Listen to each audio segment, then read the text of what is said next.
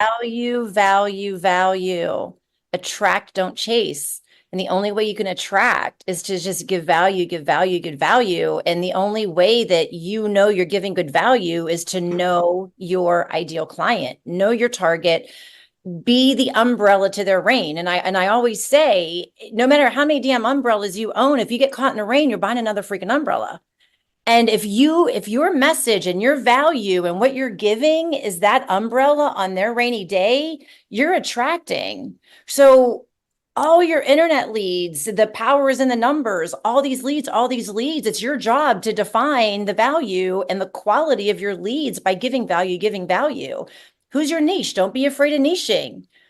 Be that go-to person that knows condos. Be that go-to person that knows first-time home buyers and know everything there is about it. And give, give, give, give, give. And don't worry about somebody stealing it. Don't worry about anything else. Just give value.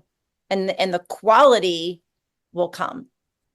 Yeah. Love it. I want to add Love to it. this because I just want to say too, like it, even if you get a good lead, like if you get a referral, that doesn't necessarily mean that they're going with you. So if you're not giving value, like how do you expect to close a good lead if you can't cultivate leads and find and ask questions and find solutions and bring value, from someone you don't know yet, and then get them buying or selling with you and then getting them to refer, right? So if you're not giving value and you get like a referral, I'm sure that there's been people who's been referred, clients sometimes, and sometimes they don't go with them, right? And obviously, like referrals are always the best type of leads because it's an active person who've used you or know about you and referred someone that they know to you to help them find their solution, right? In real estate. So I think that to switch the script, I think it's not so much about how do you get good leads. I think the question is how do you become really good at your art and become very good when you're prospecting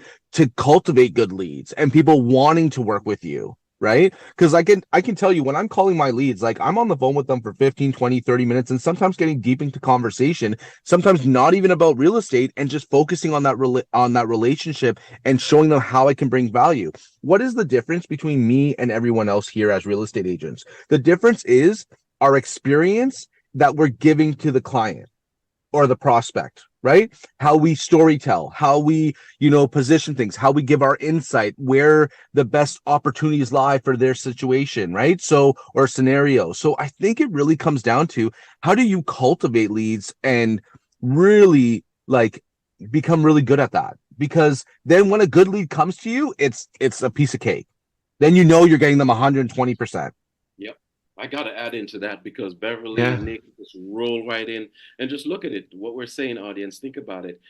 When you're able to build your skill set of making that connection with people, getting them to like you, listen to you, trust you, believe in you, when just hone in on that this holiday season, sit there and just practice how to connect with someone.